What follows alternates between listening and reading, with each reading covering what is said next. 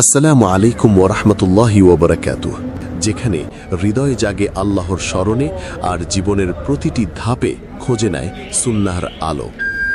আজকের বিষয়, সফলতা আপনারও একদিন আসবে। হ্যাঁ, শুনে হয়তো অনেকেই মনে মনে বলছেন, কিন্তু কবে? আমার দোয়া তো কবুল হয় না, আমার জীবনে তো শুধু কষ্ট, দুঃখ, পরাজয়। ভাই বোন, থামুন এক মুহূর্ত, চোখ বন্ধ করে শুধু এই কথাটা ভাবুন, আল্লাহ কি অন্যায় করেন? তিনি কি কাউকে অবহেলা করেন? না। ওয়ামা রব্বুকা বিযল্লামিন লিল আবিদ। তোমার রব তার বান্দাদের প্রতি কখনোই অন্যায় করেন না। সূরা ফুসসিলাত 46। তাহলে কেন দেরি হচ্ছে? কেন দোয়া এখনো কবুল হয়নি? কেন সফলতা আসছে না? কারণ আল্লাহ দেরি করেন না, তিনি সময় ঠিক করে রাখেন।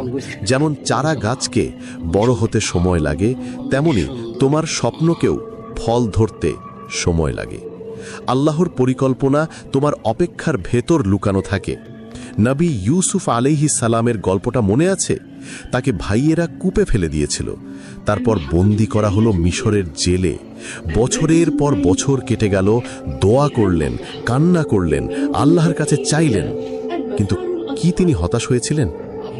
না। অবশেষে আল্লাহ তাকে রাজ্যের মন্ত্রী বানালেন।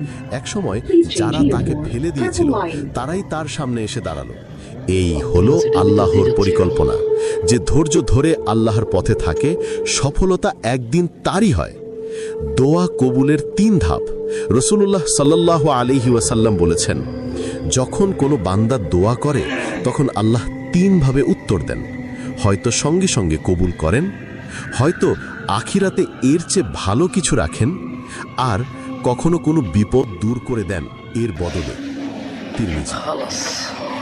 তাহলে ভাবুন, আপনি ব্যর্থ নন, আপনি অপেক্ষায় আছেন।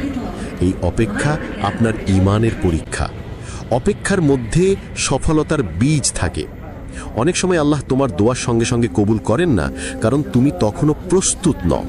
তোমার চরিত্র, তোমার নিয়ত, তোমার ঈমান, এগুলো তৈরি হচ্ছে সফলতার ভার বহন করার মতো হওয়ার জন্য।